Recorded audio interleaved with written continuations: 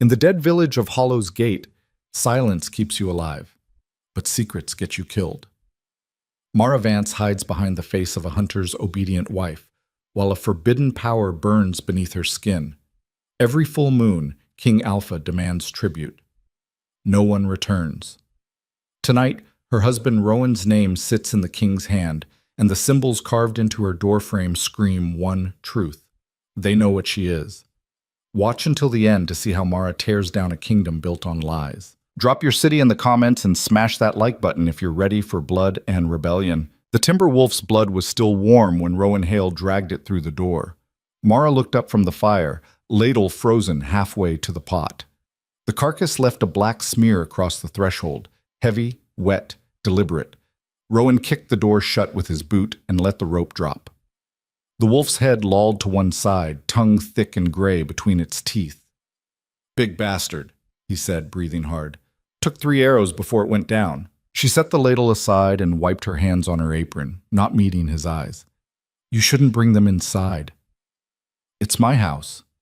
It's our house." Her voice stayed flat, careful. "And the blood stains the floor." Rowan crossed to the basin and dunked his hands, scrubbing at the grime under his nails. His shoulders were broad beneath the leather vest, scarred from years in the woods. When he turned back, his face was all hard angles in the firelight, jaw set, eyes cold. "You worry about stains," he muttered.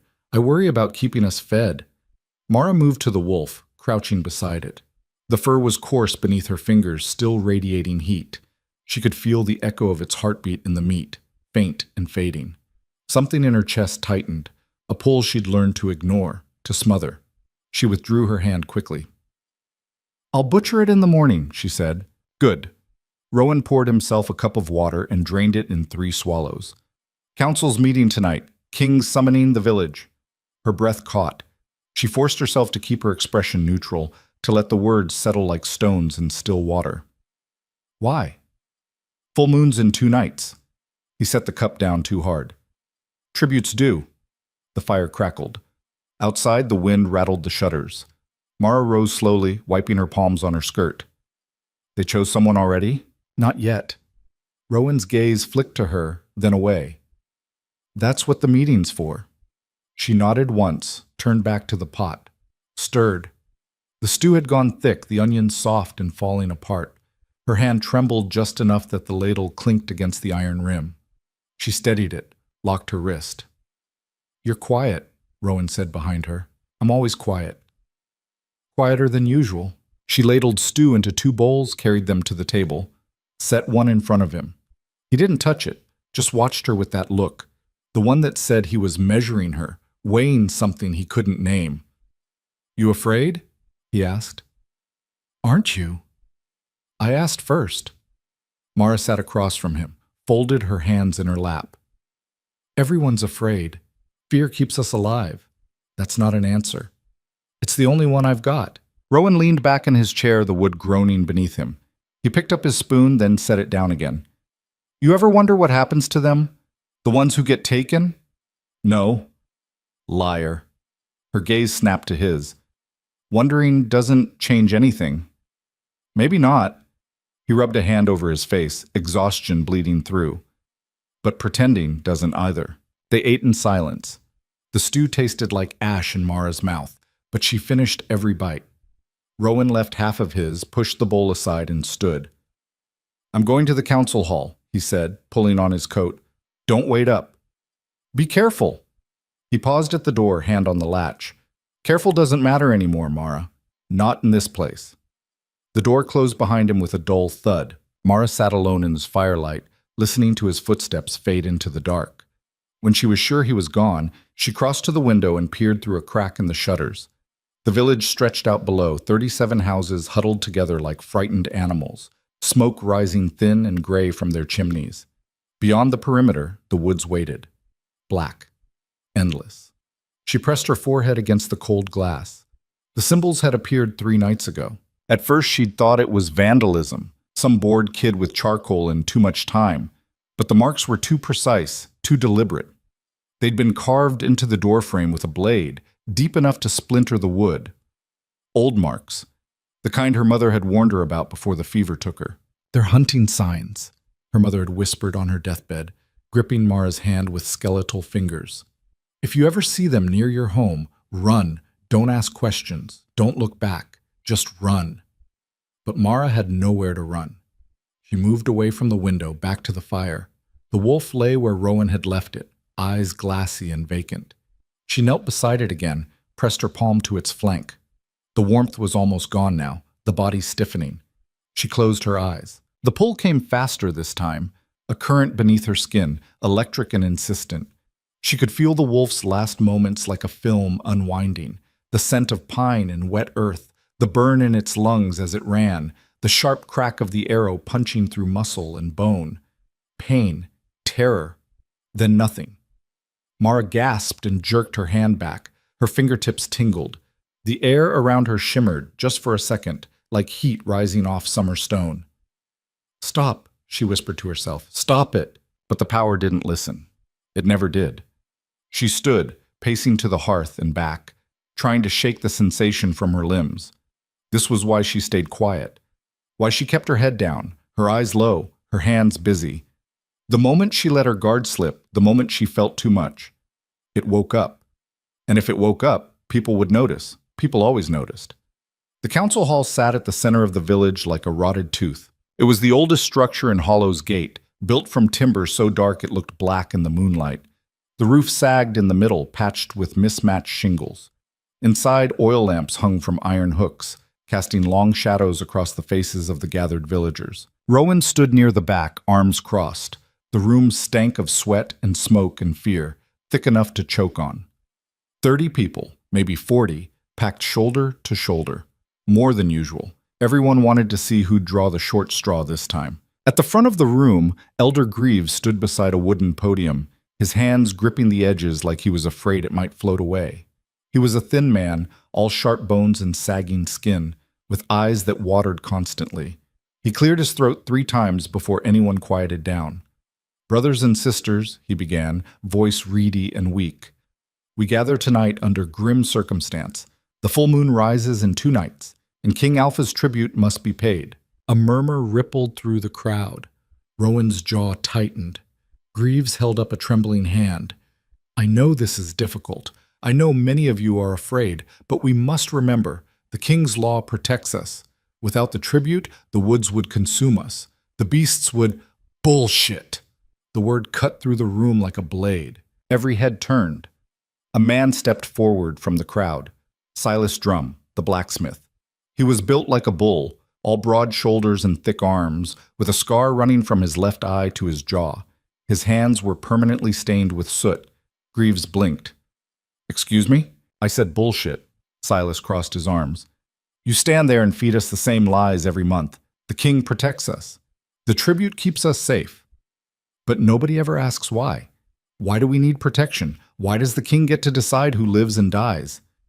"Careful, Drum," someone muttered from the crowd. Silas ignored them, stepping closer to the podium. "My brother was taken 4 months ago, strong as an ox, twice as stubborn. You think he just disappeared? You think the king fed him to some beast in the woods?" Greaves's face went pale. "The tribute is sacred. The tribute's a scam." Silas slammed his fist on the podium, making the old man flinch. "And you know it." The room erupted. Voices rose in a cacophony of anger and fear, some shouting in agreement, others calling Silas a fool. Rowan stayed where he was, watching. His hand drifted to the knife at his belt, fingers curling around the hilt. Elder Greaves raised both hands, trying to restore order. "Please, please, everyone, shut up, old man." The new voice came from the doorway. The crowd parted like water. 2 men stepped inside. Enforcers, dressed in black leather with the king's sigil burned into their chest plates. Both carried swords at their hips, polished and sharp. The taller one, with a shaved head and a crooked nose, smiled without warmth. "Sounds like we got ourselves a problem here," he said, his voice slow and lazy. "Somebody questioning the king's law?" Silas didn't back down. "I'm questioning why we keep feeding him our people." The enforcer's smile widened. "That's so." "Yeah, that's so." The enforcer crossed the room in 3 strides and drove his fist into Silas's stomach.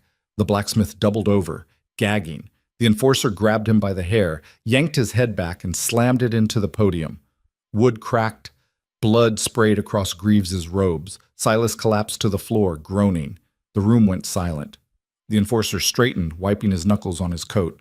Anyone else got questions? No one moved. Good. He turned to Greaves. Draw the name, old man.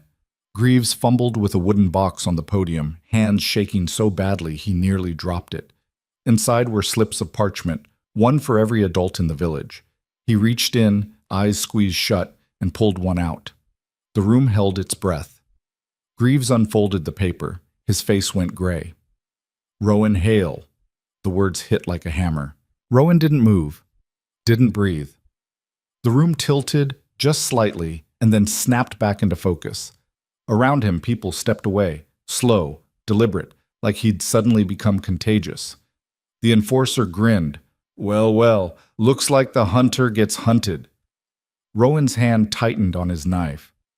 For a moment, just a moment, he considered drawing it, considered burying the blade in the enforcer's throat and running. But that would mean leaving Mara behind, and he'd never do that. He let go of the knife. When? He asked, voice steady. Full moon, 2 nights from now. The enforcer jerked his chin toward the door. Be ready at dusk. We'll come for you. Rowan nodded once. The enforcers left without another word, their boots heavy on the wooden floor. The door slammed shut behind them. The villagers began to disperse, shuffling out in silence. A few cast pitying glances at Rowan, but most kept their eyes down. Cowards, every one of them. Silas groaned from the floor, clutching his head. Blood seeped between his fingers. Rowan walked over, crouched beside him. You all right? Do I look all right? Silas spat blood onto the floor. Bastard cracked my skull. You're lucky that's all he did. Yeah, well... Silas pushed himself upright, wincing. Maybe I should have kept my mouth shut. Maybe. They sat there for a moment, 2 men caught in the same trap, saying nothing because there was nothing left to say. Finally, Silas clapped Rowan on the shoulder. I'm sorry, brother. Rowan stood, brushed off his pants. Don't be. Just take care of your family. He walked out into the night. The cold bit through his coat immediately, sharp and clean. Above, the stars were out. Thousands of them, scattered across the black like broken glass. The moon hung low and heavy, a sliver away from full. 2 nights. Rowan started walking. He didn't go home right away. Instead, he followed the dirt road to the edge of the village, where the houses thinned out and the woods began. There was a small cemetery there. Nothing fancy, just wooden crosses and cairns stacked over shallow graves. His parents were buried here. His older sister, too, taken by fever when they were kids. He stood in front of their markers, hands shoved deep in his pockets. Hey, Ma, he said quietly. Hey, Pa. The wind rustled through the trees. I'm in some trouble, he continued. Real bad trouble, and I don't know how to fix it.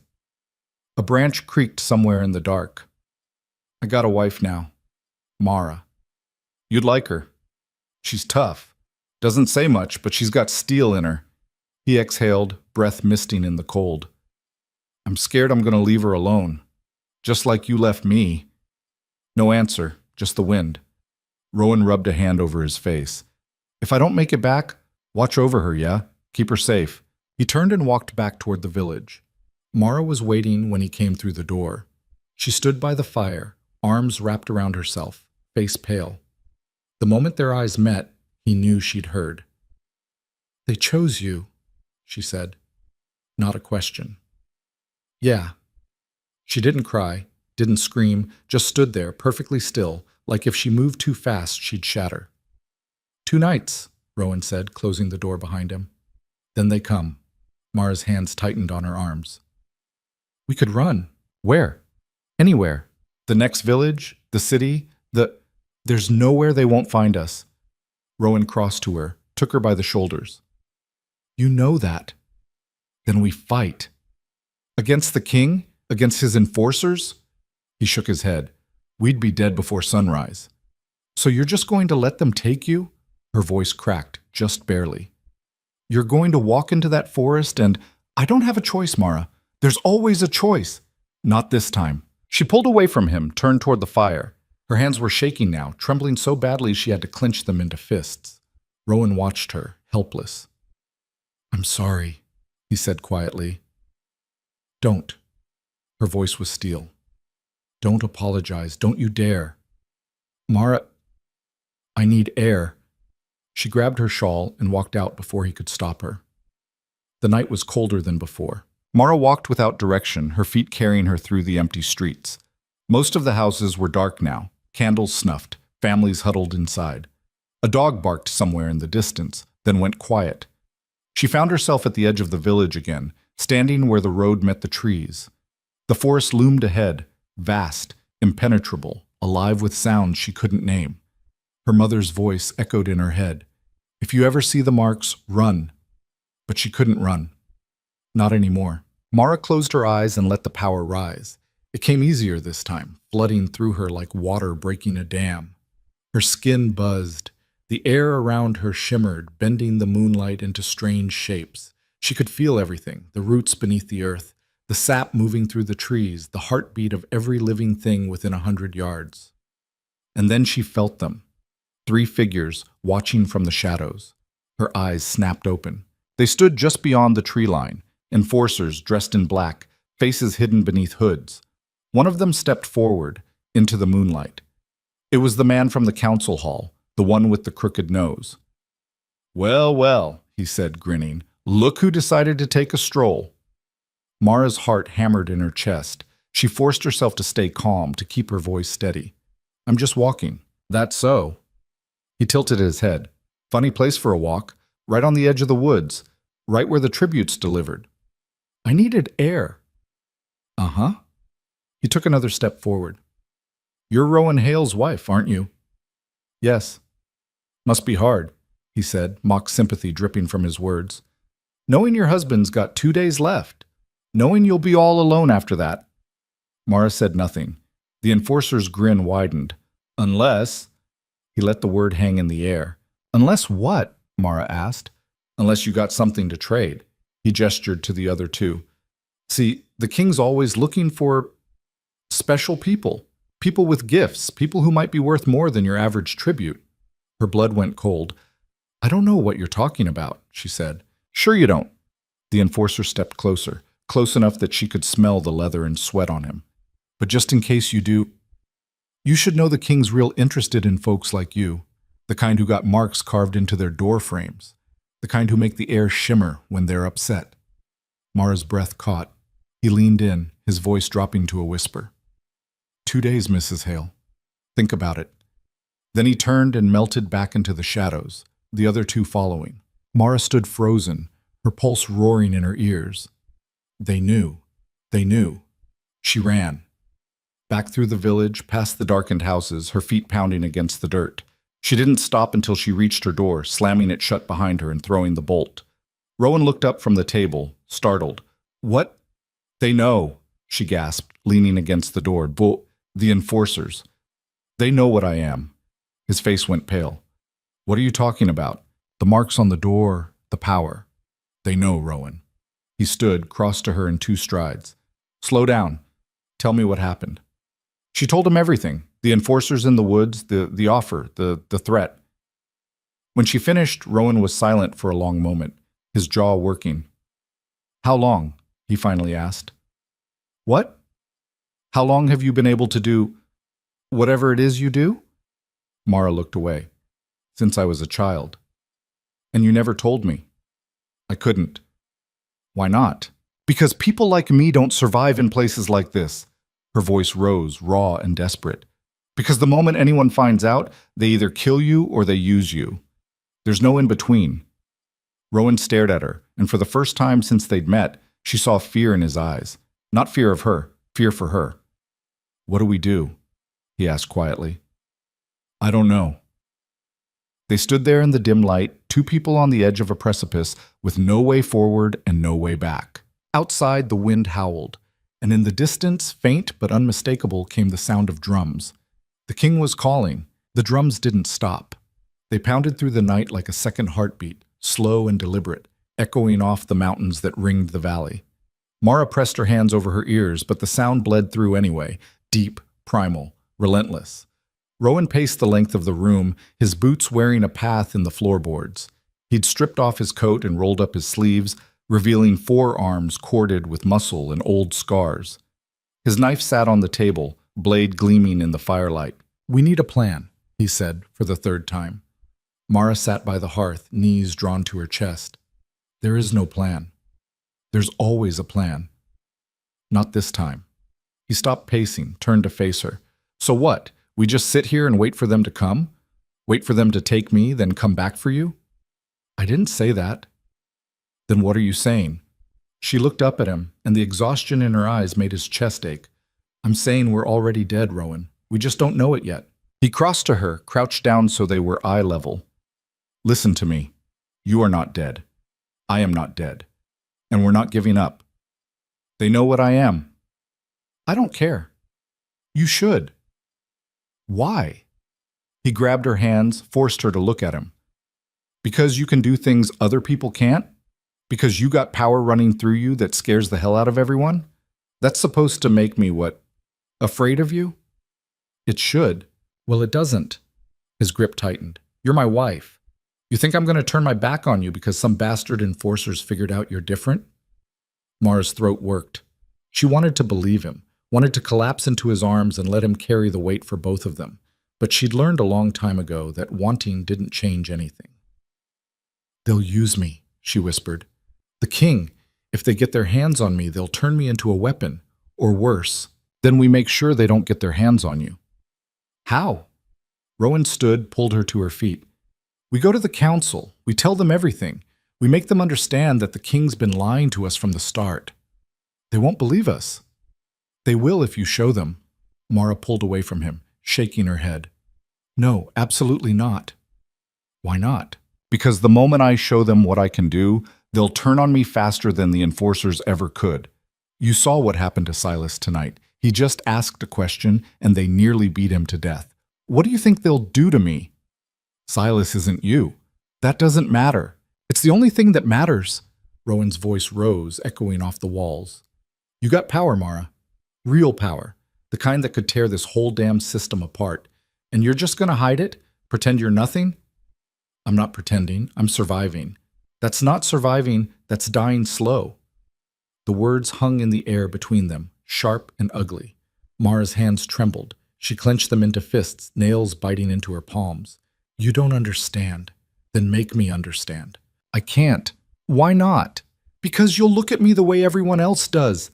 The words tore out of her, raw and desperate. "You'll see the monster instead of the woman, and I can't lose you like that." Rowan stared at her, and for a long moment, the only sound was the crackling fire and the distant drums. Then he stepped forward, cupped her face in his hands, and kissed her. It was fierce and sudden, tasting of salt and smoke. When he pulled back, his forehead rested against hers. "You are not a monster," he said quietly. "And I am not going anywhere." Mara closed her eyes, letting the warmth of him seep into her bones. For just a second, she allowed herself to believe it. Then the drums stopped. The silence was worse. They both froze, listening. Outside, the wind had died. No dogs barking. No voices. Just a stillness so complete it felt like the world was holding its breath. Rowan moved to the window, peered through the shutters. "Something's wrong." Mara joined him. The village was dark, darker than it should be. Even the oil lamps that usually burned in the square had been snuffed out. "Where is everyone?" she whispered. Before Rowan could answer, a voice rang out across the village, loud, commanding, amplified by something that made it echo like thunder. "People of Hollow's Gate!" They both flinched. "You will assemble in the square, now!" Rowan's jaw tightened. "That's not the enforcers." "No," Mara said, her voice hollow. "That's him." King Alpha had come to the village. The square was packed. Every man, woman, and child stood shoulder to shoulder, their faces pale in the torchlight.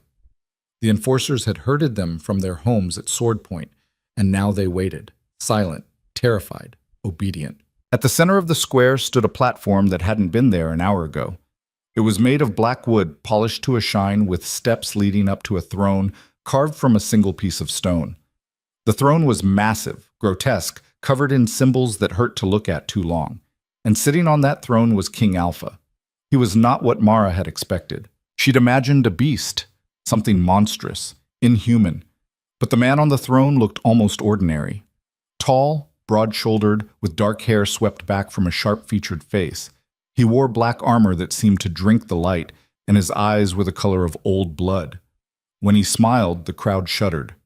"My people," he said, his voice smooth as oil. "It's been too long." No one responded. "No." Alpha leaned forward, resting his elbows on his knees. "I hear there's been some dissent, some questioning of my rule. Is that true?" Silence. "Come now, don't be shy."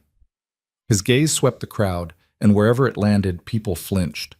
"Who was it? Who's been spreading lies about the tribute?" More silence. Alpha sighed, as if disappointed. Then he raised one hand and snapped his fingers. Two enforcers dragged Silas Drum onto the platform. The blacksmith was barely conscious, his face a mess of bruises and blood. They threw him at the king's feet, and he collapsed with a groan. "Ah, yes," Alpha said, looking down at him. "The loudmouth, the one who thinks he knows better than me." Silas spat blood onto the platform. "Go to hell." Alpha laughed, a sound like breaking glass. "Hell? My dear boy, you're already there." He stood, descended the steps, and crouched beside Silas. The crowd watched, frozen. "Let me tell you a story," Alpha said, his voice carrying across the square. "A long time ago, this village was nothing, a handful of huts in the woods barely scraping by. Wolves and worse came in the night, picking you off one by one. You were prey. Do you remember?" Silas didn't answer. "Then I came," Alpha continued. "I offered you protection, safety. All I asked in return was a tribute. One life, once a month. A small price for security, wouldn't you say?" "You're a parasite," Silas rasped. Alpha's smile widened. "Perhaps, but you're still alive, aren't you? Your children sleep soundly in their beds, your crops grow, your livestock thrives, all because of me, because we feed you." "Exactly." Alpha stood, brushed off his hands. "And now, after all I've done, you dare to question me." He turned to the crowd. "Let this be a lesson," he said. "Doubt leads to chaos. Chaos leads to death." He drew a dagger from his belt, thin, black, the blade humming with something that wasn't quite sound, and he drove it into Silas's chest. The blacksmith's eyes went wide. He gasped, clutching at the blade, but Alpha held it firm. Blood poured from the wound, pooling on the platform, and within seconds Silas went still. Alpha pulled the dagger free, wiped it on Silas's shirt, and returned it to his belt. The crowd didn't move, didn't breathe. "Now," Alpha said, turning back to his throne, "let's discuss the tribute." Mara's hands were shaking so badly she had to grip Rowan's arm to steady herself. He stood rigid beside her, his face a mask of barely controlled fury. "The name has already been drawn," Alpha continued, settling back onto his throne. "Rowan Hale, step forward." Rowan didn't move. "I said step forward." An enforcer shoved him from behind, and Rowan stumbled into the open space before the platform. He straightened, meeting Alpha's gaze without flinching. "There you are," Alpha said, studying him. "The hunter. I've heard about you. They say you're the best tracker in the valley. Is that true?" Rowan said nothing. "Strong, silent, loyal." Alpha smiled.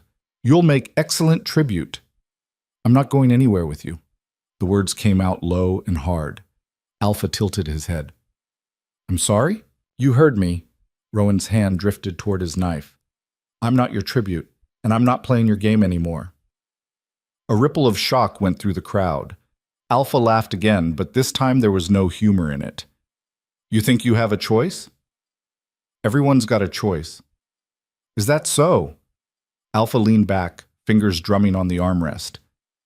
"Tell me, Hunter, what do you think happens if you refuse? Do you think the villagers will rally behind you, stand up to me?" He gestured to the crowd. "Look at them. Look at their faces.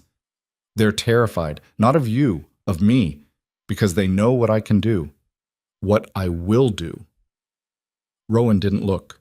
His eyes stayed locked on Alpha. "You can kill me," he said, "but you can't make me walk into those woods willingly. True?" Alpha stood again, descended the steps. But I can make you watch while I burn this village to the ground. I can make you listen while your neighbors scream, and when there's nothing left but ash and bones, I'll drag you into those woods myself. He stopped inches from Rowan, close enough that Mara could see the faint glow in his eyes, something ancient and inhuman. Or, Alpha said softly, you can come willingly. Spare them the pain. Die with dignity. Rowan's jaw worked. What's it going to be, Hunter? Before Rowan could answer, Mara stepped forward. Wait. The word came out stronger than she expected. Every head turned toward her, including Alpha's. Who's this? He asked, though the smile on his face said he already knew. Mara forced herself to keep moving, stepping into the firelight beside Rowan. I'm his wife. Mara, don't, Rowan started, but she cut him off. If you're taking tribute, she said, looking directly at Alpha, take me instead. The crowd erupted in whispers. Alpha's smile widened. How noble! The loyal wife, offering herself to save her husband. He circled her slowly, like a predator sizing up prey. But I'm afraid that's not how this works. The name was drawn. The decision is made. Then change it. Why would I do that? Because I'm worth more than him. Rowan grabbed her arm. Mara, what the hell are you? She shook him off, keeping her eyes on Alpha. You're looking for people with gifts, people who can do things others can't. That's what the enforcers said. Alpha stopped circling. His expression shifted. Still amused, but sharper now. Interested. Go on. Mara's heart hammered, but she forced the words out. I can show you, right here, right now. Prove that I'm worth more than any tribute you've ever taken. Mara, no! Rowan's voice was desperate. She ignored him. Alpha studied her for a long moment, then gestured to the open space before the platform. All right, show me. Mara stepped forward, her legs trembling. The crowd pressed closer, their whispers rising to a low roar. She could feel Rowan's eyes on her back, could feel the weight of every gaze in the square. She closed her eyes and let the power rise. It came faster than ever before, a flood, a wildfire, a storm. The air around her shimmered, bending the torchlight into strange colors. The ground beneath her feet trembled, and then, with a sound like tearing silk, the power exploded outward. Every torch in the square flared white-hot, blinding. The trees at the edge of the village bent and swayed as if caught in a gale.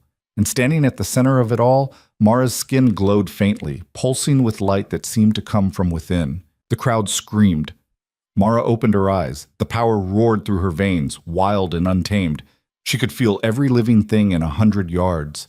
The terrified heartbeats of the villagers, the cold hunger of the enforcers, the ancient, endless hunger of the man on the throne. And she could feel something else. The curse. It was woven into the fabric of the village like a web, invisible threads connecting every soul to the throne. She could see it now, see how it fed on fear, on obedience, on the slow erosion of hope. Alpha had built his kingdom on a lie, and she was going to tear it down. Enough! Alpha's voice cut through the chaos like a blade. The power snapped back into Mara so fast it left her gasping. The torches returned to normal, the trees stilled, and the villagers stared at her in horror. Alpha descended the steps slowly, his eyes fixed on her. When he reached her, he circled once more, closer this time. Interesting, he murmured. Very interesting. Mara's chest heaved. She could still feel the power coiled beneath her skin, ready to strike. You want me, she said hoarsely. Not him. Me. Alpha smiled. Oh, I want you both. Her blood went cold. You see, Alpha continued, I've been waiting a long time for someone like you. Someone with real power. The others, the tributes, they were just fuel. But you... He reached out, brushed a strand of hair from her face. You're something special. Mara flinched. And your husband, Alpha said, glancing at Rowan. He's loyal, stubborn, the kind of man who'd do anything to protect the woman he loves. That makes him useful too. No, Mara whispered. Yes. Alpha stepped back, addressing the crowd. The tribute has changed. I'll take them both. Mara Vance and Rowan Hale. 2 for the price of 1. Aren't you lucky? The villagers said nothing. They just stood there, broken and silent. Rowan moved before anyone could stop him.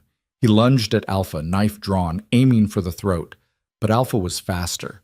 He caught Rowan's wrist mid-strike, twisted, and drove his knee into Rowan's stomach. The hunter collapsed, gasping. "Brave," Alpha said, kicking the knife away, "but stupid." He snapped his fingers, and two enforcers grabbed Rowan, hauling him to his feet. Another moved toward Mara, but she stepped back, power flaring in her hands. "Touch me, and I'll burn you alive," she hissed. The enforcer hesitated. Alpha laughed. "I like her spirit. Don't worry, my dear. You'll have plenty of opportunities to use that fire where you're going." He turned to the enforcers. "Chain them. We leave at dawn." "No!" Mara lunged forward, but two more enforcers grabbed her, yanking her arms behind her back. She screamed, thrashing, but they were too strong. Iron manacles clamped around her wrists, cold and heavy. The moment the metal touched her skin, the power inside her went silent, snuffed out like a candle. She gasped, suddenly weak. "Iron," Alpha said, watching her. "The oldest trick in the book. Cuts you off from your gifts, doesn't it?" Mara sagged in the enforcer's grip, her vision swimming. Rowan was fighting too, but they'd already chained him. Blood ran from his nose, and his eyes burned with helpless rage. "Let her go!" he roared. "Take me! Leave her! Just—" An enforcer slammed the hilt of a sword into the back of his head. Rowan crumpled. "Rowan!" Mara screamed, but the enforcers dragged her backward, toward the platform. Alpha watched it all with that same cold smile. "Take them to the cages," he ordered, "and make sure they're comfortable. We have a long journey ahead." The enforcers obeyed, hauling Mara and Rowan's unconscious body toward a wagon at the edge of the square. The crowd parted silently, their faces hollow. As Mara was thrown into the cage, her eyes met Elder Greaves's. The old man looked away. The wagon lurched forward, and Hollow's gate disappeared into the night. Inside the cage, Mara pressed her face against the bars, tears streaming down her cheeks. Rowan lay beside her, still unconscious, blood matting his hair. She'd tried to save him, and now they were both damned. The wagon rolled deeper into the forest, the trees closing in like teeth. And ahead, somewhere in the dark, the king's domain waited, hungry, patient, eternal. Mara closed her eyes and whispered a prayer to God she didn't believe in, because she knew deep in her bones that whatever waited for them in those woods was worse than death. It was the beginning of something. The wagon wheels ground over stone and root, each jolt sending fresh pain through Mara's skull. She'd lost track of time. Hours. Maybe days.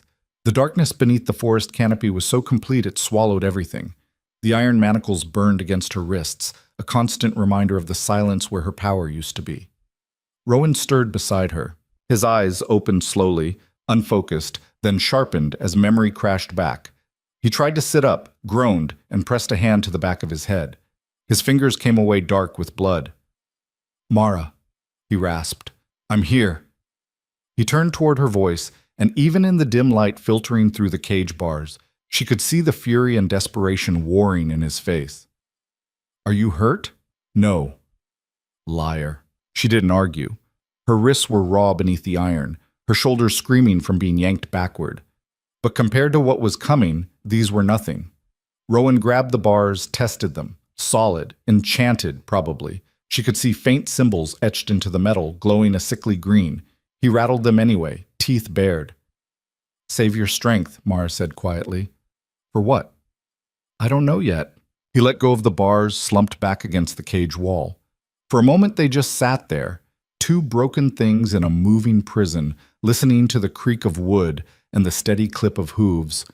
"I should have fought harder," Rowan said finally. "Should have. They would have killed you." "Maybe that would have been better." "Don't," Mara's voice cracked. "Don't you dare say that." He looked at her, and the guilt in his eyes was worse than any wound. "This is my fault. I'm the one who got chosen. You tried to trade yourself, and I should have stopped you." "You couldn't have."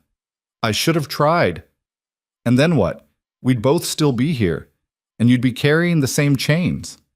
She shifted, wincing as the manacles bit deeper. "At least this way we're together. Together in hell.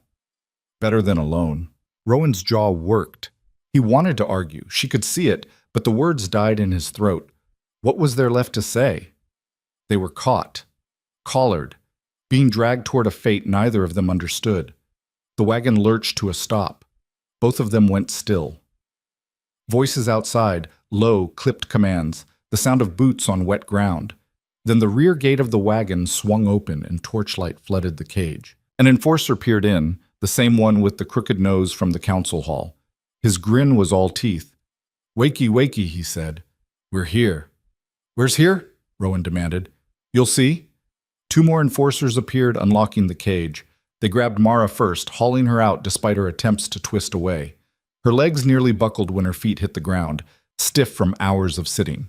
Rowan came next, still unsteady, and they shoved him hard enough that he stumbled into her. She caught him, held on. "Move!" the enforcer barked, shoving them forward. They walked.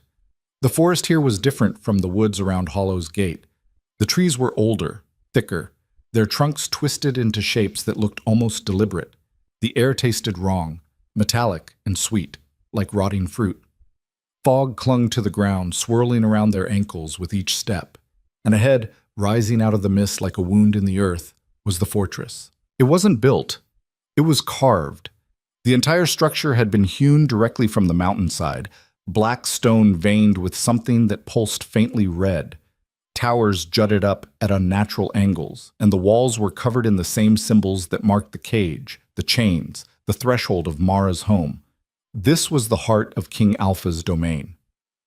The gates stood open, waiting. They were herded inside. The courtyard was vast and empty, the ground paved with stones that looked like they'd been polished with blood. Torches lined the walls, casting long shadows that moved independently of the light. At the far end, a staircase descended into darkness. Alpha stood at the top of the stairs, arms crossed, watching them approach. "Welcome," he said, his voice echoing off the stone. "I trust the journey wasn't too uncomfortable." Rowan spat at his feet. Alpha smiled. "Still defiant. Good. That'll make breaking you so much more satisfying." He turned and descended the stairs without another word. The enforcers shoved Mara and Rowan forward, forcing them to follow. Down they went, deeper and deeper, the air growing colder with each step. The walls here were slick with moisture, and the symbols glowed brighter, pulsing in time with something that felt like a heartbeat. Finally, the stairs opened into a chamber. It was massive, easily the size of the village square, and carved entirely from the same black stone. At the center stood a circular platform ringed with iron posts. Chains hung from each post, dozens of them, swaying gently despite the lack of wind. And beyond the platform, lining the walls, were cages. Mara's breath caught. The cages were occupied. She could see figures inside, huddled and broken. Some were fresh, their clothes still recognizable as the simple garb worn in Hollow's Gate. Others had been there longer, skin stretched tight over bone, eyes hollow and vacant. The tributes. They hadn't been killed.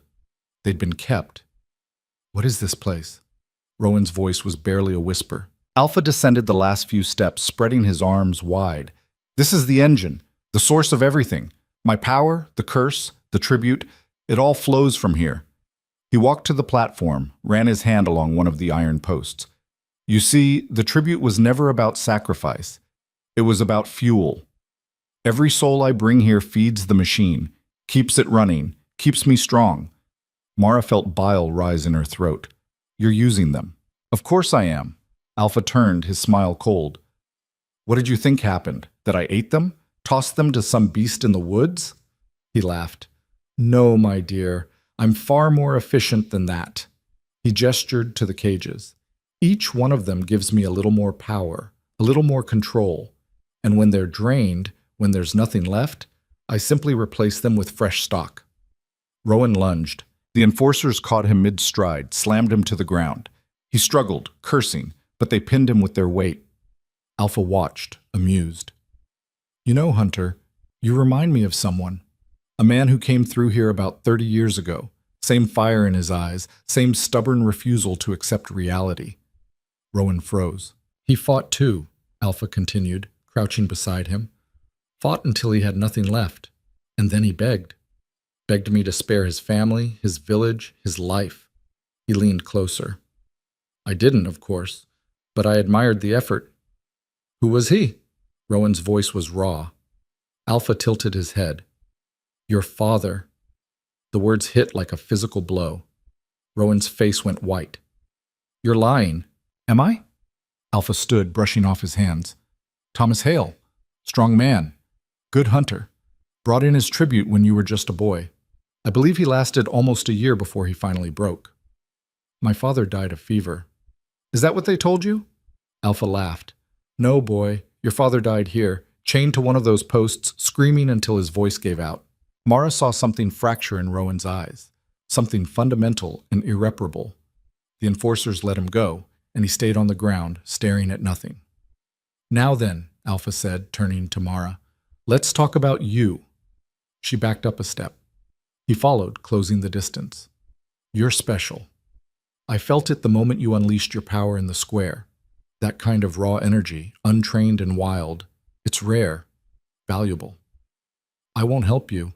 You think you have a choice? He grabbed her chin, forced her to look at him. The iron suppresses your gifts, but it doesn't erase them. And once I break you, once I strip away every last piece of resistance, you'll give me exactly what I need. I'd rather die. Oh, you will, eventually, but not before you've served your purpose. He released her, stepped back. Take the hunter to the cages. Put the woman on the platform. The enforcers moved. Rowan came back to life all at once, thrashing and fighting as they dragged him toward the wall. No, Mara! Mara! Rowan! She tried to reach him, but two enforcers grabbed her arms, yanked her toward the platform. They chained her to one of the posts, arms stretched wide, the iron burning against her skin. Across the room, they threw Rowan into a cage and locked it, his hands gripping the bars. Alpha ascended a set of steps to a raised dais overlooking the platform. He placed his hands on a stone altar carved with more symbols, and the entire chamber began to hum. The chains around Mara's wrists grew hot. She gasped, pulling against them, but they held fast. The heat intensified, spreading up her arms, and then the power roared back. It slammed into her like a tidal wave, flooding through every nerve and vein. But this time it wasn't hers. It was being ripped out of her, pulled toward the altar where Alpha stood. Mara screamed. The sound echoed off the stone, mingling with the hum of the machine. She could feel herself being drained, her life force pouring out in a torrent. The symbols on the walls flared brighter, and Alpha's eyes began to glow. Stop! Rowan's voice, distant and desperate. Stop it! You're killing her! Alpha didn't respond. He just stood there, drinking it in, his smile widening with each passing second. Mara's vision blurred. Her knees buckled, but the chains held her upright. She could feel herself slipping, the edges of her consciousness fraying. And then, just as suddenly as it started, it stopped. The chains went cold. The humming faded. And Mara collapsed, gasping, barely conscious. Alpha stepped down from the dais, looking invigorated. His skin practically glowed, and when he moved, it was with a grace that hadn't been there before. Magnificent, he murmured, flexing his fingers. Absolutely magnificent. He approached the platform, looked down at Mara's crumpled form. Rest now, my dear. You've earned it. Tomorrow, we'll do it again. And the day after that, and the day after that. He turned to leave, then paused. Oh, and Hunter, enjoy the view. You'll be watching this for a very, very long time. The enforcers followed him out, their footsteps fading into silence. The chamber settled into darkness, lit only by the faint glow of the symbols. Rowan gripped the bars of his cage, his face twisted in anguish. Mara, can you hear me? She didn't respond. He slammed his fists against the bars over and over until his knuckles split and bled. But the cage didn't budge. Hours passed, or maybe minutes. Time had lost all meaning.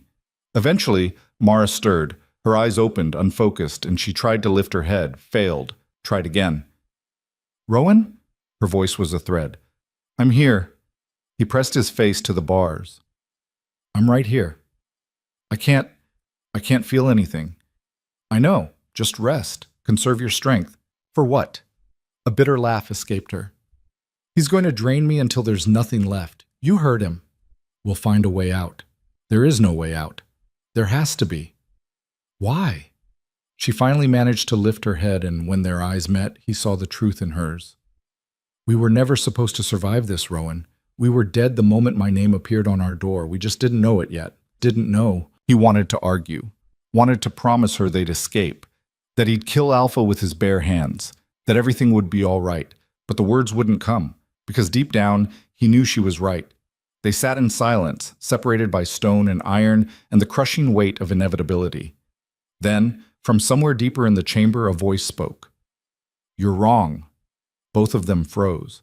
A figure emerged from the shadows, a woman, thin and ragged, with hair that hung in matted clumps around her face. She moved slowly, carefully, as if every step hurt. When she reached the bars of her cage, the torchlight caught her features. Mara's breath stopped. The woman looked exactly like her, older, worn down by years of captivity, but the resemblance was unmistakable.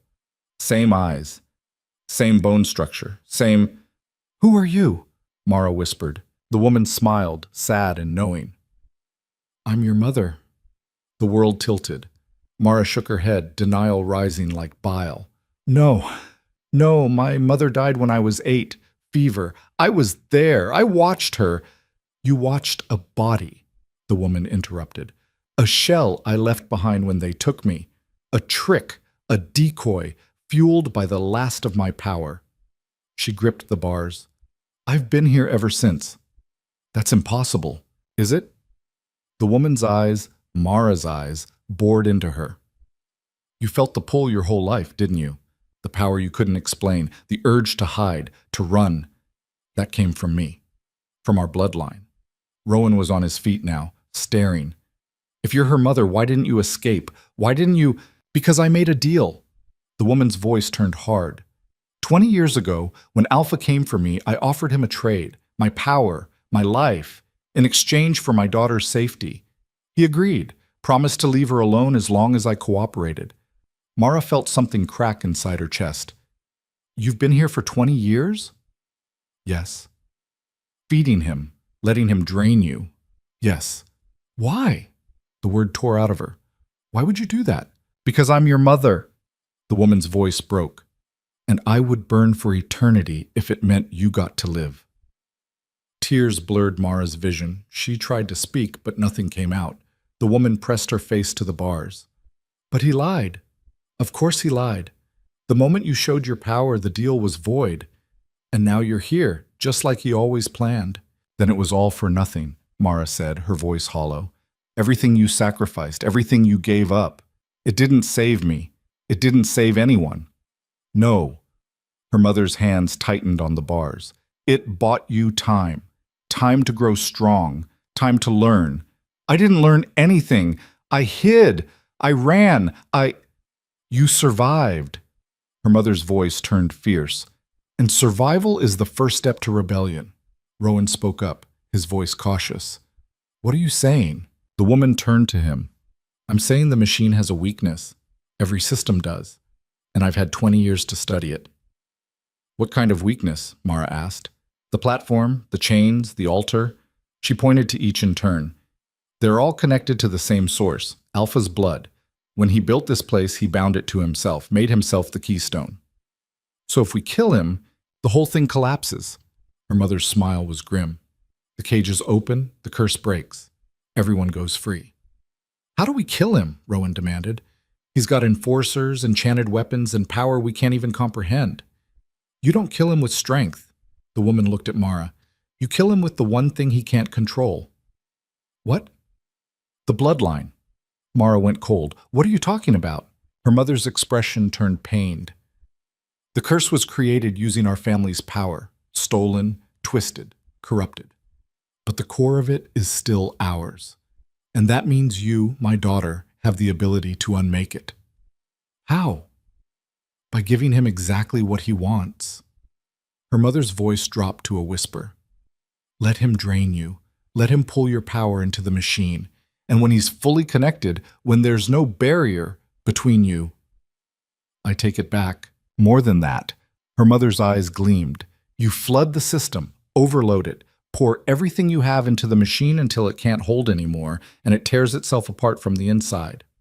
Rowan shook his head. "That'll kill her." "Yes." "Then no, absolutely not." "It's the only way." "I don't care." His voice echoed through the chamber. "I'm not letting her die." Mara stared at her mother, the plan turning over in her mind. It made a horrible kind of sense, a final sacrifice to break the cycle. But the cost— "There has to be another way," she said quietly. "There isn't." Her mother's voice was gentle. I'm sorry, Mara, but this is what our bloodline was meant for. Not to serve tyrants, to destroy them. Even if it means destroying myself? Especially then. The words hung in the air, brutal and absolute. Mara looked at Rowan. At the desperation in his eyes, the love and fury and helplessness all tangled together. Then she looked at the cages lining the walls, at the broken souls inside, at the machine that had been feeding on them for decades. And she understood. This was never about survival. It was about ending the cycle. How long do I have, she asked her mother, before he drains you completely? Maybe 3 more sessions, 4 if you're strong. And if I do this, if I overload the machine, what happens to you, to the others? Her mother smiled, and it was the saddest thing Mara had ever seen. We'll finally rest. Mara closed her eyes. Rowan was shouting now, begging her not to listen, not to even consider it.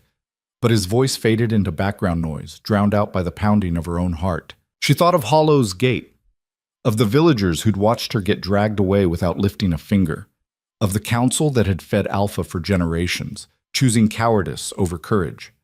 She thought of Silas, bleeding out on the platform. She thought of her mother, locked in a cage for 20 years. And she thought of Rowan, brave, stubborn, loyal Rowan, who'd fought for her even when the world turned against them. He deserved better than this. They all did. When she opened her eyes, her decision was made. Tell me what to do, she said to her mother. No! Rowan slammed his hands against the bars. Mara, don't you dare! I have to. You don't! We'll find another way. There is no other way. She turned to him, and the look on her face silenced him. You heard her. This is the only chance we have. I don't care about chances. I care about you. And I care about ending this. Her voice broke. I can't watch him drain those people one by one. I can't let this machine keep running, not when I have the power to stop it. Even if it kills you? Especially then. Rowan's face crumpled. He pressed his forehead against the bars, shoulders shaking. Mara wanted to go to him, wanted to hold him one last time, but the chains kept her pinned. Mara's mother moved closer to the bars, her voice dropping to barely a whisper. Listen carefully. You only get one shot at this. Rowan was still pressed against his cage, breathing hard, his knuckles white around the iron. He didn't speak, didn't move, just listened with the desperate focus of a man watching his world end. When Alpha drains you tomorrow, her mother continued, he'll open the connection fully. No barriers. That's when you strike. But you can't fight it. You have to let him in completely. And then? Mara's voice was steady despite the tremor in her hands. Then you reverse the flow. Instead of him pulling power from you, you push everything into him. The machine is designed to take, not to receive. If you flood it, really flood it, the feedback will tear him apart from the inside. How do I reverse it? You'll know when the moment comes.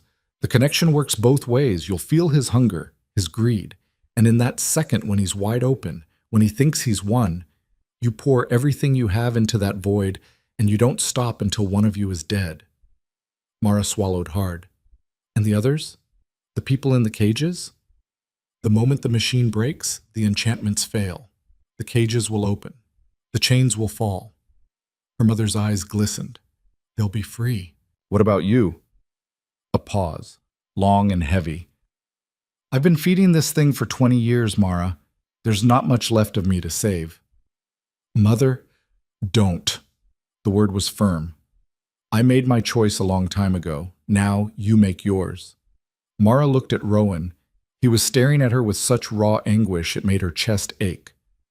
I can't lose you, he said hoarsely. You won't. You're planning to die. I'm planning to win.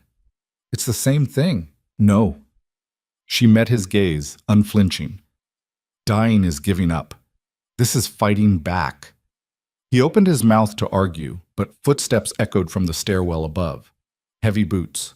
Multiple sets. The enforcers were coming back. Mara's mother retreated into the shadows of her cage, pressing a finger to her lips. Rowan stepped back from his bars, hands clenched. 3 enforcers descended into the chamber, torches in hand. The one with the crooked nose, the leader, surveyed the room with cold eyes. Feeding time, he announced, his grin sharp. Who's hungry? None of the prisoners responded. He crossed to Mara's platform, circled it slowly. "You look like hell, sweetheart. Tough first session?" She said nothing. Silent treatment. I like that. He leaned closer. "Don't worry. You'll be screaming plenty tomorrow." Rowan lunged at his cage bars. "Touch her again, and I'll rip your throat out." The enforcer laughed. "Big talk from a man in a box." He turned to his companions. "Feed them. King wants them alive for the next draining." The other enforcers moved through the chamber, tossing stale bread and water skins through the bars of each cage. When they reached Mara, they unchained her just long enough to shove a piece of bread into her hands before locking her back up. She didn't eat, just held it, staring at the mold growing along the crust. "Eat," the lead enforcer ordered. She let the bread drop. He backhanded her across the face. The impact snapped her head to the side, blood blooming on her lip. Before she could recover, he grabbed her jaw, forced her to look at him. "The king wants you strong," he hissed. "So you're going to eat, you're going to drink, and you're going to survive until he's done with you. Understand?" Mara spat blood in his face. He reeled back, wiping his eyes, and drove his fist into her stomach. Air exploded from her lungs. She doubled over, gagging, the chains the only thing keeping her upright. "You bitch! Enough!" The voice cut through the chamber like a blade. Alpha stood at the top of the stairs, arms crossed, his expression unreadable. He descended slowly, each footfall deliberate. The enforcer stepped back immediately, head bowed. "My lord, I was just disciplining my property." Alpha's tone was ice. "Without my permission?" She refused to... Alpha raised one hand. The enforcer's words died in his throat. He clutched at his neck, eyes bulging, as invisible fingers tightened around his windpipe. He dropped to his knees, gasping, clawing at the air. "I don't recall asking you to think," Alpha said calmly. "I recall asking you to feed them." The enforcer's face turned purple, his body convulsed. Alpha lowered his hand. The enforcer collapsed, wheezing, drool running down his chin. The other two enforcers stood frozen, terror written across their faces. "Get out," Alpha said. "All of you." They fled. Alpha watched them go, then turned his attention to Mara.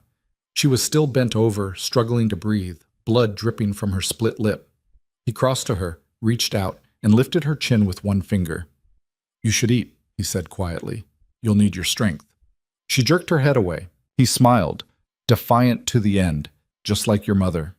Mara's eyes snapped to his. "Oh yes," Alpha continued, glancing toward the cages. "I know she told you. I could feel it the moment the connection formed between you. Family reunions are so touching, aren't they?" "You're a monster," Mara spat. "I'm a survivor." He stepped back, clasped his hands behind his back. "I built this kingdom from nothing, carved it out of blood and bone and the fear of lesser men, and I've sustained it for centuries by doing what needed to be done, by feeding on innocent people, by maintaining order." His voice hardened. "Before me, this valley was chaos. Villages burned, children starved, beasts roamed freely, slaughtering anyone too weak to fight back. I brought stability, structure, safety. At what cost? At whatever cost was necessary." He leaned in close. "And if that means draining a few dozen souls to keep the machine running, so be it. Their suffering is a small price for the prosperity of thousands." "You're insane. I'm pragmatic." He straightened. "But you could be so much more than fuel. With your power, properly harnessed, you could stand beside me. Help me expand beyond this valley. Build an empire that would last forever." Mara stared at him. "You want me to join you?" "Why not? You've seen what the villagers are. Cowards, sheep. They watched you get dragged away without lifting a finger. They've been feeding me their neighbors for generations without a single rebellion." He spread his hands. "Why die for people who wouldn't die for you?" "Because it's the right thing to do." Alpha laughed, a sound like shattering glass. "The right thing. Listen to yourself. Clinging to morality like it means something, like it ever mattered. It matters to me. Then you're a fool." He turned away, started toward the stairs. "Rest while you can. Tomorrow, I take everything you have, and when there's nothing left but an empty shell, I'll toss you in a cage with the others and forget you ever existed." He ascended the stairs without looking back. The chamber fell silent. Mara sagged in her chains, every muscle screaming. Across the room, Rowan gripped his bars so hard they trembled. "Mara," he said, his voice breaking, "please, don't do this." She looked at him, really looked at him, the man she'd married, the man who'd hunted wolves to keep her fed, who'd defended her even when he didn't understand what she was, who'd fought for her with everything he had. "I love you," she said quietly. His face crumpled. "Then stay alive. For me. I'm doing this for you, for everyone." She tried to smile, but it came out wrong. "I need you to trust me." "I do trust you, that's not the problem." "Then what is?" "I can't watch you die." "You won't have to." She took a shaky breath. "When the machine breaks, the cages will open. You run. You get everyone out. You don't look back. I'm not leaving you." "Yes, you are." "Morris, promise me, Rowan." Her voice turned hard. "Promise me you'll survive this." He stared at her for a long moment, jaw working. Then he slammed his fist against the bars, the sound echoing through the chamber. "I promise," he said through gritted teeth. She nodded, closed her eyes, and let the exhaustion drag her under. The next morning came too fast. Mara woke to the sound of chains rattling. Her body ached in places she didn't know could hurt, and her wrists were raw beneath the iron manacles. But her mind was clear, sharp. Today was the day. The enforcers came at dawn, hauling her to the platform and locking her in place. Rowan was already awake, pressed against his cage bars, watching with eyes that hadn't seen sleep. Alpha descended the stairs flanked by 6 enforcers, all armed. He wore the same black armor, but today it seemed to shimmer with its own light. "Good morning," he said pleasantly, ascending to the dais. "Ready for round 2? Mara didn't respond. He placed his hands on the altar, and the chamber began to hum. The chains heated instantly, and Mara gasped as the connection snapped into place. But this time she was ready. She felt the pull, the violent suction as Alpha began to drain her, and instead of fighting it, she relaxed. "Let him in."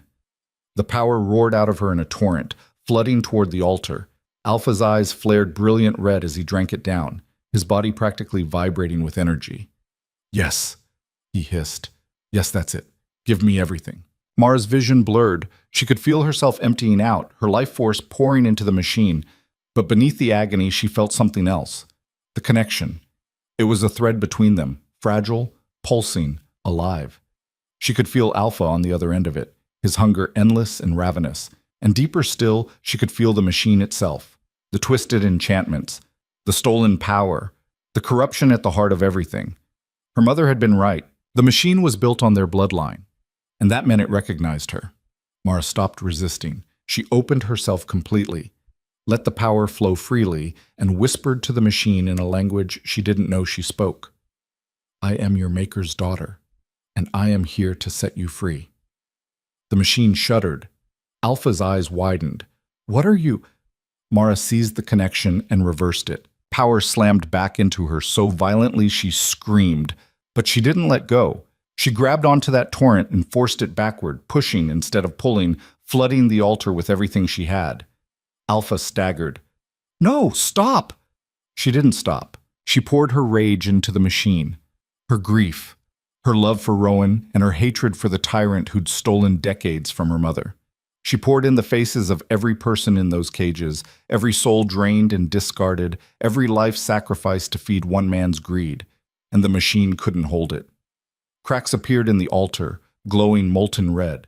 The symbols on the walls flared so bright they burned after images into the air. The entire chamber shook, dust raining from the ceiling. Alpha screamed. He tried to pull his hands away from the altar, but they were stuck, fused to the stone by his own enchantments. Power arced between him and Mara, a lightning storm of raw energy that lit the chamber like a second sun. "You're destroying everything," he roared. "Good," Mara screamed back. She pushed harder. The chains around her wrists shattered. She dropped to the platform, gasping, but kept her grip on the connection. Alpha was on his knees now, blood running from his nose and ears, his body convulsing. "Stop," he begged. "Please, I'll let you go. I'll let them all go." Liar. She poured the last of herself into the machine. The altar exploded. Stone shrapnel flew in every direction. Alpha was thrown backwards, slamming into the wall hard enough to crack it. The symbols on the walls went dark all at once, and the humming died. Silence. Then, all across the chamber, the cage doors swung open. Rowan burst out first, sprinting toward the platform. The other prisoners followed, stumbling, weak but free. Mara's mother emerged from her cage, moving slowly, her face drawn but determined. The enforcers drew their weapons. "Kill them!" one shouted. "Kill them all!" But before they could move, the prisoners surged forward. 20 years of rage and suffering boiled over in an instant. The enforcers were overwhelmed, dragged down beneath a tide of skeletal hands and broken bodies. Their screams echoed off the stone. Rowan reached Mara, dropping to his knees beside her. "I've got you. I've got you." She tried to speak, but her throat was raw. Blood ran from her nose, her ears. Every nerve in her body felt like it was on fire. "Can you stand?" he asked. She shook her head. He scooped her up, cradling her against his chest. "We're getting out of here." "Wait." The word came out as a rasp. "What?" "My mother." He turned. Mara's mother stood near the shattered altar, staring down at Alpha's broken form. The tyrant was still alive, barely. His armor was cracked, his face a mask of blood, but his chest still rose and fell. She knelt beside him. 20 years, she said quietly. 20 years you kept me in that cage." Alpha's eyes rolled toward her, unfocused. "Please. You took everything from me. My freedom, my family, my life." She reached down, placed her hand on his chest. "And now I'm taking it back." What little power she had left flared to life. Alpha's eyes went wide. He tried to scream, but no sound came out. His body arched, convulsing, as she drained him the way he'd drained so many others. Within seconds, he was nothing but a husk. Mara's mother stood, swaying, her face gray. She turned to Mara, and their eyes met across the chamber. "Go," she mouthed. Then she collapsed. "No!" Mara struggled in Rowan's arms. "Put me down! I have to! We have to move!" Rowan was already backing toward the stairs. Around them, the fortress was coming apart. Cracks spread across the walls like spiderwebs. Chunks of ceiling crashed down. The machine was dying, and it was taking the entire structure with it. Rowan ran. He carried Mara up the stairs 2 at a time, the other freed prisoners streaming past them in a panicked flood. Behind them, the chamber collapsed with a roar like thunder. They burst into the courtyard. The fortress was crumbling. Towers toppled. Walls folded inward. The ground itself seemed to be sinking, dragged down into some vast emptiness beneath. "Move, move!" someone shouted. The survivors scattered, sprinting for the gates. Rowan ran harder than he'd ever run in his life. Mara clutched tight against him, her breath hot against his neck. They cleared the gates just as the fortress folded in on itself. The sound was apocalyptic, stone grinding against stone, the shriek of tortured metal, the boom of explosions from deep underground. A dust cloud billowed outward, swallowing the ruins. And then, silence. Rowan dropped to his knees in the dirt, still holding Mara. Around them, the other survivors collapsed, gasping and weeping. The fortress was gone. Alpha was gone. The curse was broken. Mara coughed, and blood flecked her lips. "My mother—" "I know." Rowan's voice cracked. "I'm sorry." She closed her eyes, tears cutting clean tracks through the grime on her face. They sat there for a long time, 2 broken people in a field of ash, while the sun rose over the mountains and painted the sky red. Hours later, they limped back toward Hollow's gate. The survivors moved as a group, 37 souls who'd been given up for dead, now walking back into the light. Some were strong enough to move on their own. Others had to be carried. Rowan supported Mara, his arm around her waist, taking most of her weight. She was fading fast. He could feel it in the way her steps grew slower, her breathing more labored. "Stay with me," he murmured. "We're almost there." "Rowan." "Yeah?" "If I don't make it, don't. Listen." She stopped, forced him to look at her. "If I don't make it, I need you to tell them what happened. Make sure they know the tribute is over. Make sure they never forget what it cost. You're going to tell them yourself." "Rowan, you're not dying." His voice turned fierce. "Not after everything. Not after what you just did. You don't get to save everyone else and then give up. She stared at him, and something in his eyes must have convinced her, because she nodded. They kept walking. The village appeared through the trees as the sun reached its peak. It looked exactly the same crooked houses, the same dirt roads, the same cowards hiding behind closed doors. But as the survivors emerged from the forest, doors began to open. Faces appeared, eyes went wide. Someone screamed. Then the villagers poured into the street, mothers and fathers and children, all of them staring in disbelief as the dead walked home. Elder Greaves stumbled forward, his face ashen.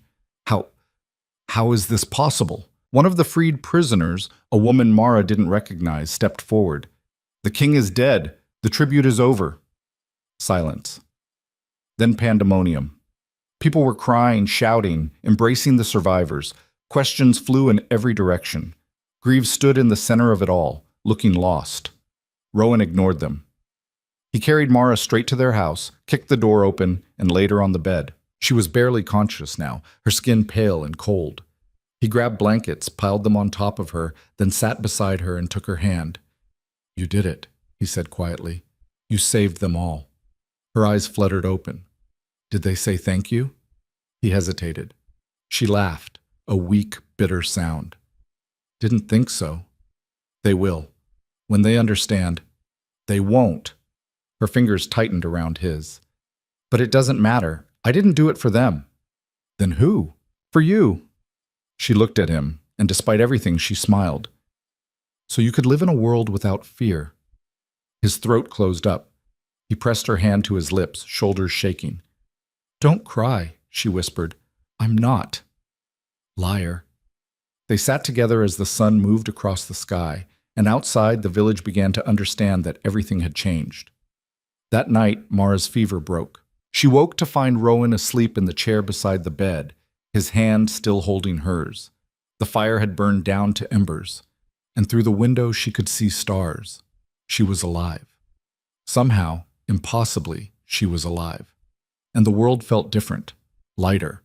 Like a weight she'd carried her entire life had finally been. The fever dreams came in waves. Mara saw her mother's face dissolving into ash, saw the fortress collapsing over and over, each time burying her deeper, saw Alpha's blood-red eyes staring at her from the darkness, promising that death was only the beginning. But each time she surfaced, gasping and drenched in sweat, Rowan was there. He wiped her forehead with cool water, whispered things she couldn't quite hear but felt in her bones, held her hand through the worst of it, his calloused fingers an anchor to something real. On the third day, the fever finally broke for good. She woke to sunlight streaming through the window and the smell of something cooking. Her body felt like it had been beaten with hammers, but the fog in her head had cleared. She turned her head, slowly, carefully, and found Rowan standing at the hearth, stirring a pot. "You're a terrible cook," she rasped. He spun around so fast he nearly knocked the pot over. "You're awake."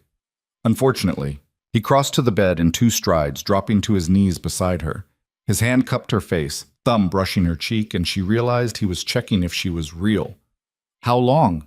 she asked. 3 days. His voice was rough. 3 days of you burning up and muttering things I couldn't understand. I thought...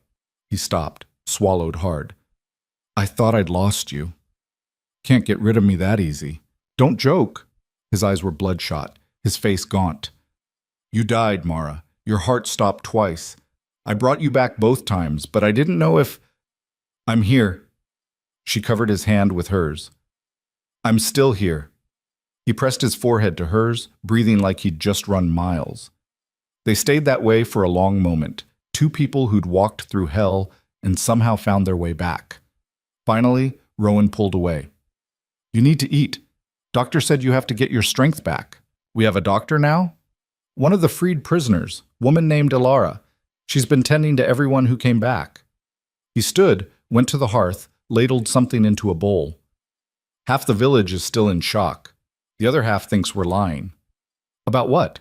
"All of it. The king, the curse, the machine."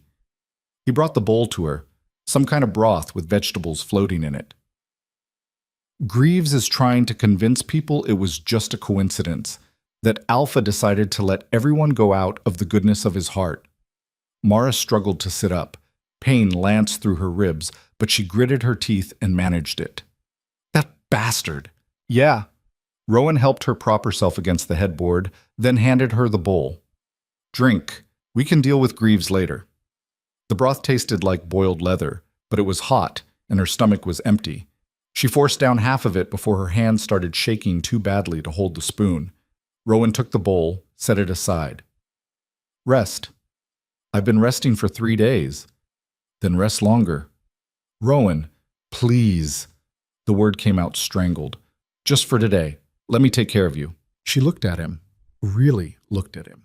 The dark circles under his eyes, the new lines around his mouth, the way his hands trembled slightly when he thought she wasn't watching.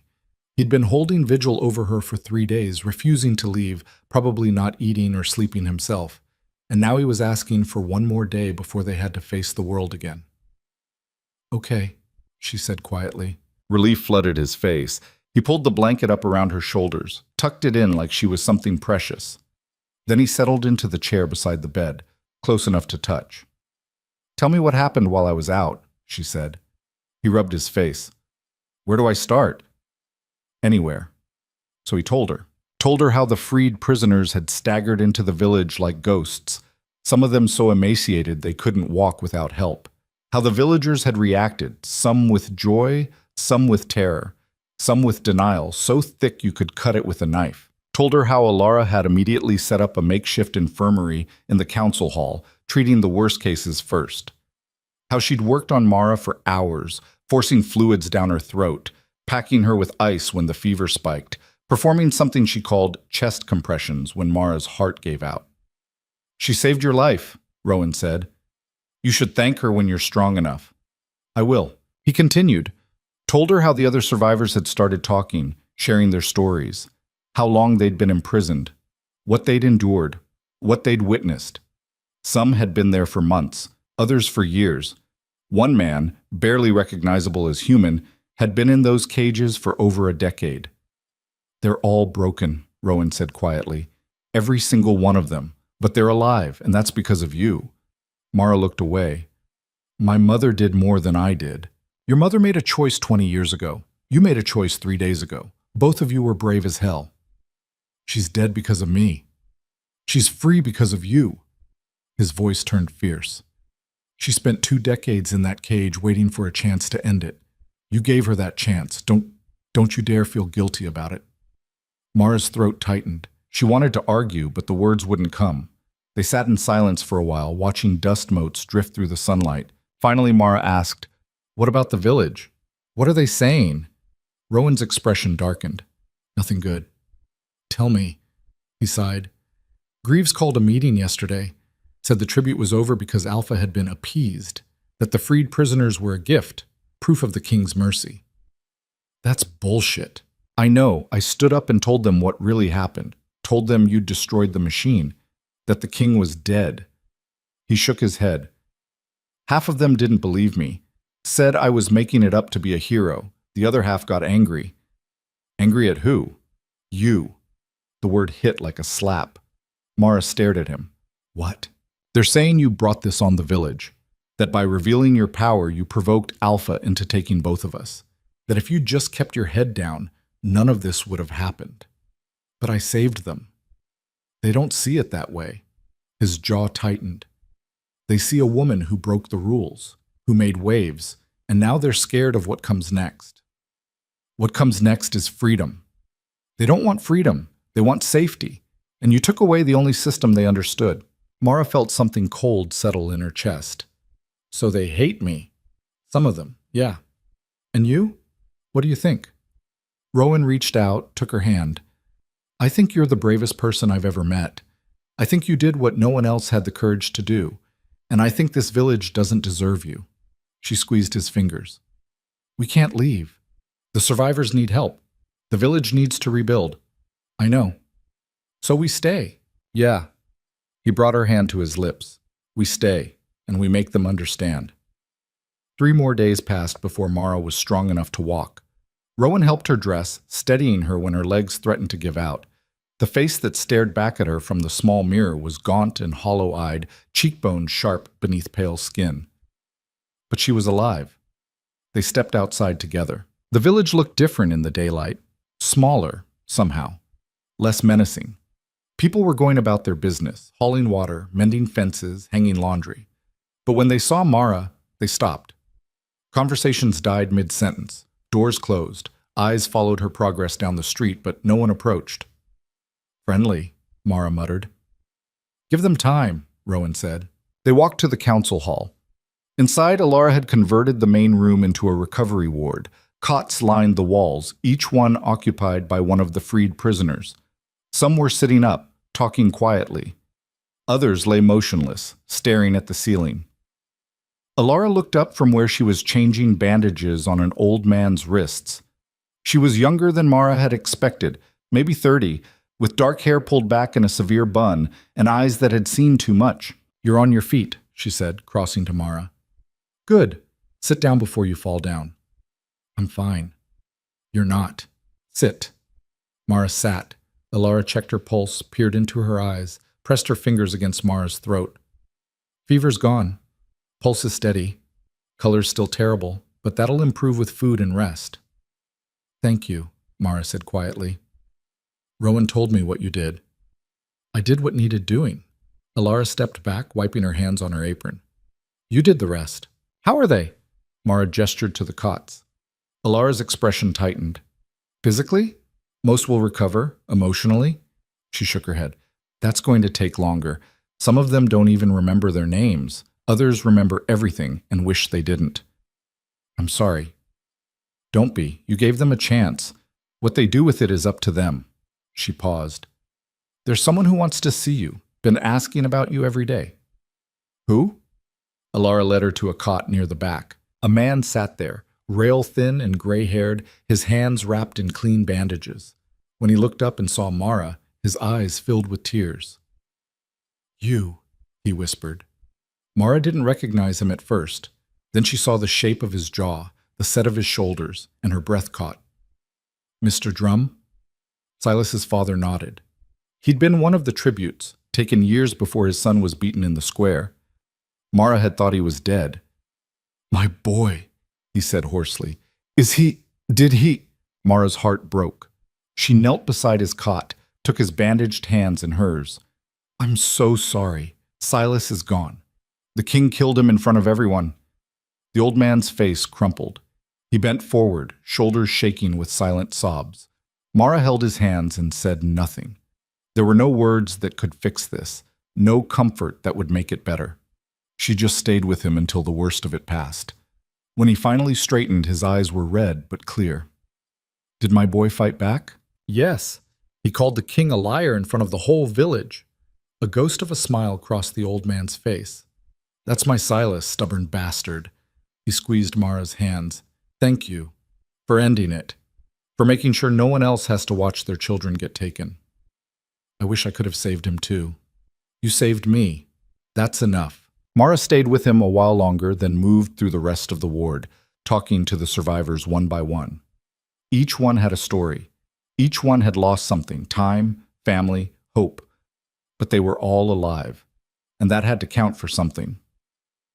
As the sun began to set, a commotion erupted outside.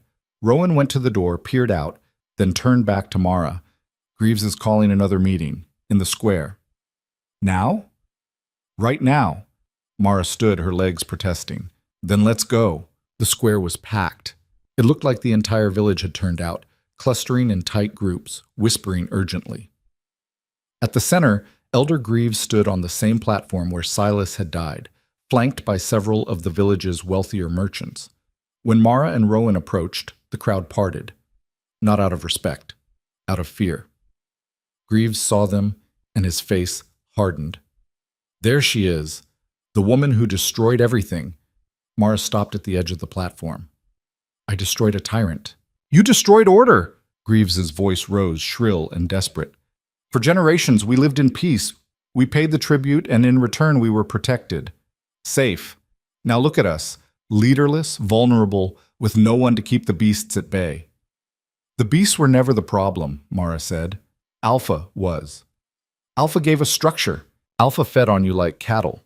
She looked around at the crowd. "All of you. You gave him your neighbors, your friends, your family, and for what? So you could sleep at night pretending you were safe?" Murmurs rippled through the crowd. We did what we had to do, someone called out. You did what was easy, Mara shot back. There's a difference.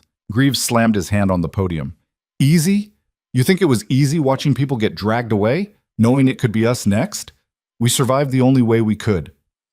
By sacrificing others. By being pragmatic. His face was red now, veins bulging in his temples. We're not warriors. We're farmers and tradesmen and families.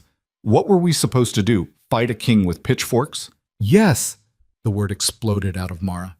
That's exactly what you should have done, because fighting, even if you lose, is better than living on your knees. The crowd went silent. Greaves opened his mouth, closed it, then tried again. You're young.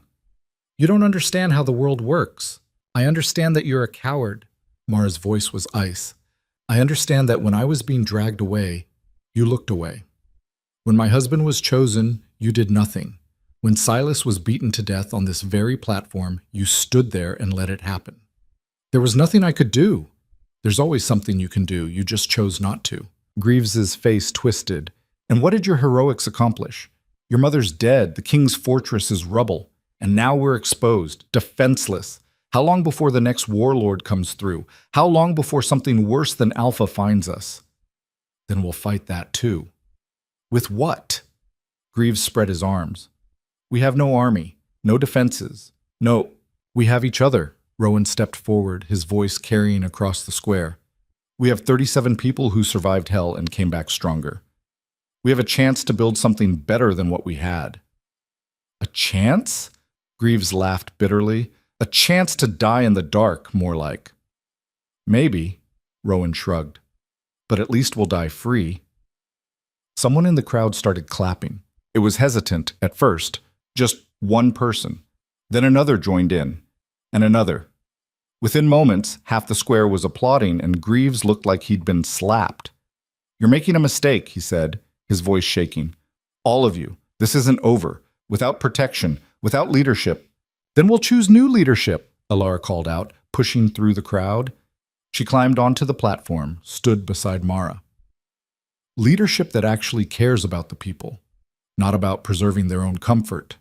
More applause, louder this time. Greaves looked around desperately, but the merchants flanking him were already backing away. He was alone. This is madness, he whispered. No, Mara said quietly. This is freedom, and it's terrifying, but it's ours. Greaves stared at her for a long moment. Then he turned and walked away, disappearing into the crowd. The square erupted in conversation, some excited, some fearful, all of it uncertain. But it was a beginning. Mara felt Rowan's arm slip around her waist, steadying her. She leaned into him, suddenly exhausted. Come on, he murmured. Let's go home. They walked back through the darkening streets, leaving the noise behind. That night, Mara dreamed of her mother. They stood together in a field of tall grass, the sun warm on their faces. Her mother looked younger somehow, the way she must have looked before the cage, before the curse, before everything. You did good, her mother said, smiling. I let you die. You let me rest. She reached out, brushed Mara's cheek. I'm proud of you, baby girl. I miss you. I know. But I'm not really gone. I'm in every choice you make. Every time you stand up instead of kneeling down. Every moment you choose courage over comfort. She stepped back. You're going to do great things, Mara. Things I never could. I don't know how. Yes, you do. You've always known. Her mother started to fade, the sunlight bleeding through her. Live, Mara. Live loud and messy and beautiful. And don't you dare apologize for it. Then she was gone. Mara woke with tears on her face and Rowan's arms around her. Bad dream? He asked softly. No. She turned to face him. Good one, actually. They lay there in the darkness, listening to the wind move through the trees outside. What happens now? Rowan asked after a while. I don't know. Mara thought about it. We rebuild. We help the survivors heal. We make sure this never happens again. Sounds like a lot of work. Yeah. We'll need help. Yeah. He was quiet for a moment. Then, do you regret it? Any of it? Mara considered. The pain, the loss, the destruction of everything she'd tried to hide, her mother's sacrifice, the weight of knowing she'd killed a king and shattered a system that, however corrupt, had kept people alive. No, she said finally. I don't regret it. Even though half the village hates you, even then, she laced her fingers through his, because the alternative was living in fear forever, and I'm done being afraid. Rowan pulled her closer. Good, because I'm done watching you hide.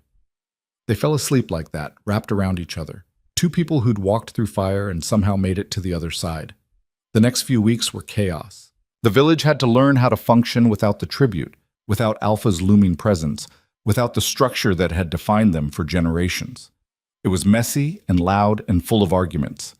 Alara took charge of organizing the survivors' care, recruiting volunteers from the village to help. Slowly, reluctantly, people began to step up. They brought food, blankets, firewood. Some offered their homes to those who had nowhere else to go. Mara and Rowan worked alongside them, doing whatever was needed. Hauling water, splitting wood, listening to stories that needed to be told.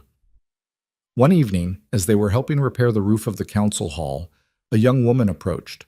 She was maybe 20, with nervous eyes and her hands twisted in her apron. "Mrs. Hale?" she said quietly. Mara climbed down from the ladder. "Just Mara." "Right. The woman took a breath. "I wanted to say thank you. My father was one of the prisoners. He came back because of you. I'm glad. And I wanted to say I'm sorry for not standing up when they took you, for not doing anything." Her eyes filled with tears. "I was scared." "I know," Mara said gently. "We all were. But you weren't too scared to fight." "I was terrified. I just fought anyway." The woman nodded, wiping her eyes. "I want to learn how to do that. How to be brave." Mara smiled. "Then start small. Next time you see something wrong, speak up, even if your voice shakes, even if no one listens. Just speak." "Okay." The woman took a shaky breath. "Okay, I can do that." She walked away and Rowan appeared at Mara's elbow. "Making converts? Making friends, maybe." "Good. We're going to need them." As the days turned to weeks, things slowly began to change. The survivors started to heal, both body and mind. Some left, seeking family in other villages or just wanting to put the horror behind them. But many stayed, choosing to rebuild in the place where they'd suffered. The village itself began to transform. Without the constant threat of the tribute, people started looking outward instead of inward. They organized patrols to watch for danger, rebuilt defenses, planted crops in areas that had been left fallow out of fear, and slowly, grudgingly, they began to trust each other again. Greaves stayed out of sight for the most part, nursing his wounded pride. But others stepped up to fill the leadership vacuum: merchants, farmers, hunters. They formed a council, a real one this time, where everyone had a voice. Mara was asked to join, but she declined. "I'm not a leader," she told them. "You destroyed a king," one of the counselors pointed out. "That doesn't make me qualified to run a village. It just means I was willing to burn things down when they needed burning." She smiled. "You need builders now, not destroyers." So they found other leaders, people who knew how to organize, how to negotiate, how to make the hard decisions without resorting to violence. And Mara went back to being herself. She and Rowan rebuilt their life one day at a time. They fixed the wolf damage to their floors, replanted the garden that had been trampled when the enforcers came, learned how to sleep through the night without waking in a panic. It wasn't easy. Mara still had nightmares, still felt the phantom burn of iron around her wrists, still heard her mother's voice in quiet moments, saying things she wished she could respond to. But Rowan was always there, patient, steady, refusing to let her disappear into the darkness. And slowly, painfully, she began to heal. 3 months after the fall of King Alpha, Mara stood at the edge of the forest where it had all begun. The symbols carved into her doorframe had been sanded away, the wood smoothed and refinished. But she remembered exactly where they'd been, remembered the cold fear that had gripped her when she first saw them. Now, standing in the same spot, she felt something different. Not fear, not power, just peace. "You coming?" Rowan called from the road. She turned. He was loading supplies into a wagon, food, blankets, medicine. They were taking it to a neighboring village that had also been under Alpha's thumb, helping them transition to freedom. It was their 4th trip this month. Yeah, she called back. I'm coming. She took one last look at the forest, then walked away. Behind her, the trees whispered in the wind, but this time there were no drums, no enforcers, no shadows waiting to drag her into the dark. Just wind. As they rode out of the village, Mara looked back one more time. Hollow's gate was still standing, scarred, changed, but alive. Smoke rose from chimneys, children played in the streets, people worked and laughed and lived without looking over their shoulders. It wasn't perfect, but it was free, and that was enough. Rowan reached over, took her hand. You good? She squeezed his fingers. Yeah, I'm good. They rode into the sunset, two survivors carrying hope to those who'd forgotten what it looked like. And somewhere, in the ruins of a fallen fortress, the wind scattered ashes across black stone. The tyrant was gone. The curse was broken. And in a village that had lived in fear for generations, people were finally learning what it meant to stand tall.